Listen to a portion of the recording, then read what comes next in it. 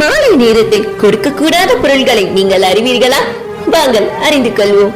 அரிசி, அரிசியை மாலையில் கொடுத்தால் வீட்டில் செழிப்பு குறையும். உப்பை கொடுத்தால் குடும்பத்தில் கலகலப்பும் ஒற்றுமையும் பாதிக்கப்படும். தீயை மாலையில் கொடுத்தால் வீட்டில் சுபம் குறையும்.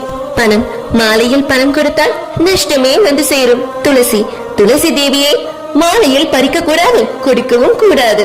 பூஜை பொருட்கள், அர்ச்சனைக்கான பூ, வெற்றிலை மாலை கொடுக்காதீர்கள், அது பக்தியில் குறை வரும். பச்சரிசி, இது வீட்டு லட்சுமியின் அடையாளமாகும். மாலையில் வெளியே கொடுத்தால் வீடு வறுமைக்குள் தள்ளப்படும். சர்க்கரையை மாலையில் கொடுத்தால் குடும்பத்தில் சுபவாழ்வு குறையும். பாலை மாலையில் கொடுத்தால் வீட்டில் நோய்கள் உண்டாகும்.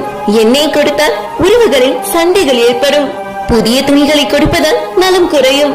குளிர்ந்த நீரை மாலையில் கொடுத்தால் வீட்டில் அமைதி குலையும். பழங்களை கொடுப்பதால் வீட்டில் ஆரோக்கியம் பாதிக்கப்படும். லைக் பண்ணுங்க, கமெண்ட் பண்ணுங்க, சப்ஸ்கிரைப் பண்ணுங்க.